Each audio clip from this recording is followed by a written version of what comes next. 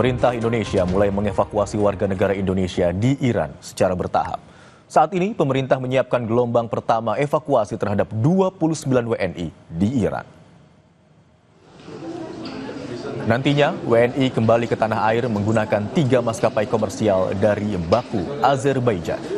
Ke-29 WNI ini berangkat pada tanggal 23 Juni 2025 dan tiba di Jakarta pada Selasa, 24 Juni 2025. Pemerintah juga terus mengantisipasi perkembangan situasi di Iran untuk evakuasi lanjutan.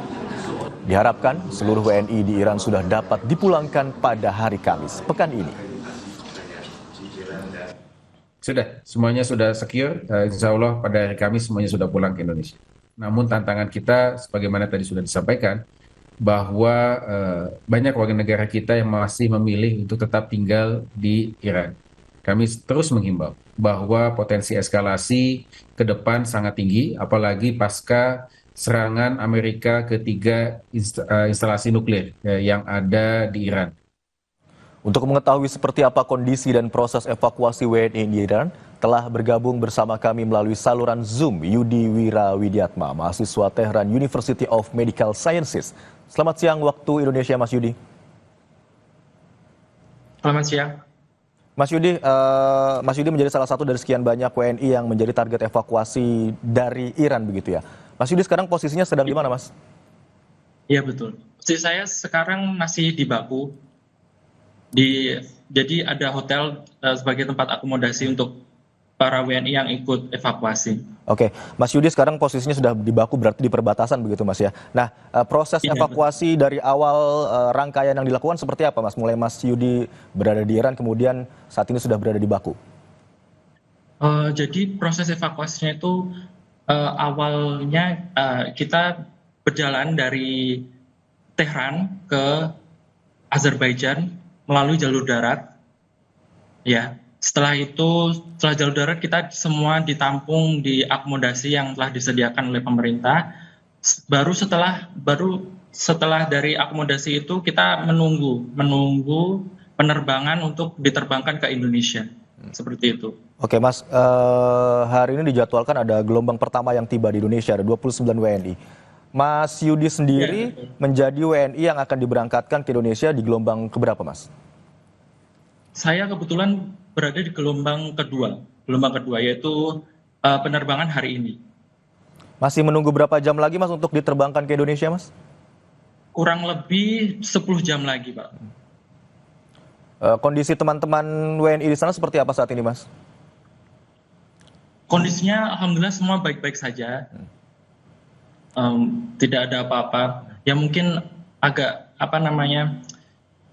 harus sabar lagi karena ya itu kita harus nunggu penerbangan, dan karena sekarang itu lagi musim high peak season jadi kemungkinan seat kosongnya juga terbatas. Mas Yudi, kami ingin tahu bagaimana situasi di sana saat pertama kali Iran begitu ya diserang oleh Israel. Bagaimana cerita Mas Yudi saat berada di sana? Apakah Mas Yudi sendiri menjadi satu WNI yang berada di lokasi saat serangan berlangsung? Iya, jadi setelah penyerangan di awal itu sekitar tanggal 13 itu kondisi di Teheran itu masih seperti biasa aja. Jadi warga masih beraktivitas seperti biasa dan sebagainya. Dan setelah memanas 2-3 hari ke depan, tepatnya mungkin tanggal 15, mulai tanggal 15 itu Teheran itu seperti udah kota mati, jadi kosong semuanya, nggak ada orang. Dan kebetulan saya sendiri juga jadi salah satu korban dari serangan Israel. Karena kebetulan waktu itu ini masih menjadi spekulasi, jadi belum sure penyebabnya apa, entah itu bom mobil atau memang serangan dari Israel. Tapi waktu itu ada ledakan di depan asrama saya. Jadi saya sendiri waktu itu juga kebetulan ada di asrama. Jadi saya istilahnya ada sedikit luka dan sebagainya, dan terlebih trauma. karena itu. Baik Mas Yudi, tanggal 13 Juni Mas Yudi bilang menjadi serangan pertama namun kondisinya masih seperti biasa saja. Namun Iya, Mas Yudi mengalami seperti luka biasa begitu ya. aja. Sepengetahuan Mas Yudi, jarak dari lokasi Mas Yudi saat itu ke target utama serangan yang kondisinya hancur begitu berapa jauh dan seperti apa kondisinya? Sebenarnya sangat dekat sekali, Pak. Jadi asrama saya itu terdampak gitu. Jadi di depan asrama saya sebenarnya, di depan agak sebelah kanan gitu, tetangga apartemen dari asrama saya. Jadi asrama Mas Yudi menjadi salah satu bangunan yang terdampak begitu ya? Iya, betul, betul.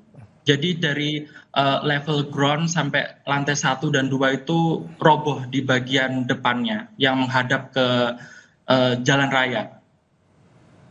Lalu apa reaksi dari warga negara Indonesia dan juga teman-teman Mas Yudi yang berada di sana terkait dengan serangan tersebut, kemudian respon dari pihak berwenang mungkin atau ada dari pihak dari Indonesia yang menghubungi mahasiswa-mahasiswa yang sedang mengenyam pendidikan di sana terkait dengan serangan yang terjadi?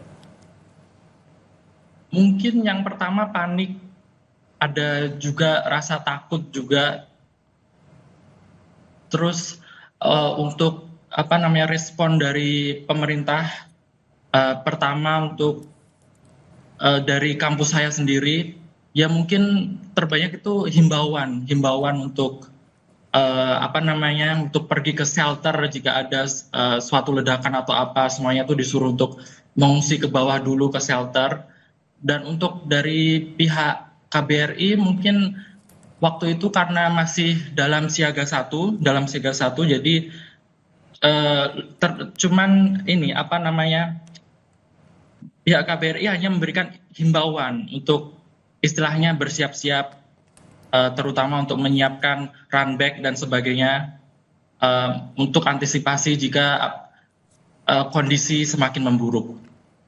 Baik, awalnya hanya memberikan himbauan begitu untuk berlindung dan mencari tempat yang aman. Kemudian setelah ada himbauan untuk atau informasi untuk dilakukan evakuasi, apakah Mas Yudi dan rekan-rekan mahasiswa yang kemudian berusaha mencari atau bergegas ke lokasi KBRI atau dari KBRI sebenarnya yang mencari teman-teman mahasiswa dan juga WNI yang berada di sana untuk dilakukan evakuasi? Karena evakuasi itu sifatnya adalah voluntary, jadi jadi istilahnya WNI sendiri yang harus mencari ke KBRI untuk evakuasi, seperti itu. Saya sendiri karena asrama saya terdampak, jadi setelah tanggal 15 itu saya udah langsung bergegas ke KBRI dan saya menunggu di KBRI sampai proses evakuasi sampai waktu itu juga istilahnya kondisinya itu statusnya tuh udah diubah menjadi siaga 1. Jadi saya standby di KBRI setelah itu karena saya ada sedikit trauma untuk pergi kemana-mana lagi karena hal yang terjadi itu. Tapi sistem komunikasi masih aman ya Mas, setidaknya untuk menghubungi keluarga di tanah air? Kebetulan juga terganggu, Pak. Oke.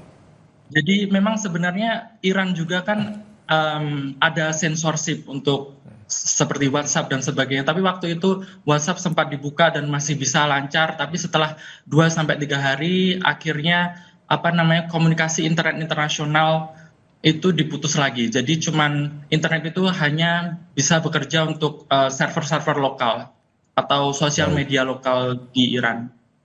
Baik, lalu setelah tanggal 15 Mas Yudi dan juga rekan-rekan WNI di sana ke KBRI begitu ya. Berapa lama setelah itu akhirnya hingga mendapatkan kepastian bahwa Mas Yudi dan juga beberapa orang lainnya akan dievakuasi? Sebenarnya ini Pak, evakuasi itu dilaksanakan setelah statusnya itu diubah jadi siaga 1. Jadi seingat saya itu tanggal 19 status diubah jadi siaga 1. Jadi setelah itu tuh KBRI sudah mengumumkan siapa aja yang mau ikut evakuasi untuk mengirimkan berkas tertentu yang harus diisi dan sebagainya. Dan di berkas itu para WNI disuruh memilih untuk ikut evakuasi atau tidak ikut evakuasi atau tetap stay di Iran. Mas Yudi bilang dari Iran menuju ke Baku gitu melalui perjalanan darat ya. Apakah ada kendala dalam perjalanan dari Iran menuju ke Baku? So far sebenarnya dari Tehran ke perbatasan Azerbaijan tidak ada suatu hal yang terjadi. Namun sepengetahuan saya waktu di perbatasan itu ada beberapa WNI juga yang terpaksa tertahan di imigrasi Iran karena ada sedikit masalah tentang paspor. Baik. Jadi mereka harus balik lagi ke Iran dan mengurus lagi tentang paspornya sehingga diperbolehkan untuk meninggalkan Iran. Oke, Mas Yudi, satu lagi Mas Yudi, ada berapa orang yang ada di gelombang Mas Yudi yang akan diterbangkan ke Indonesia sore hari nanti? Untuk hari ini setahu saya sekitar 34, Pak. Oke.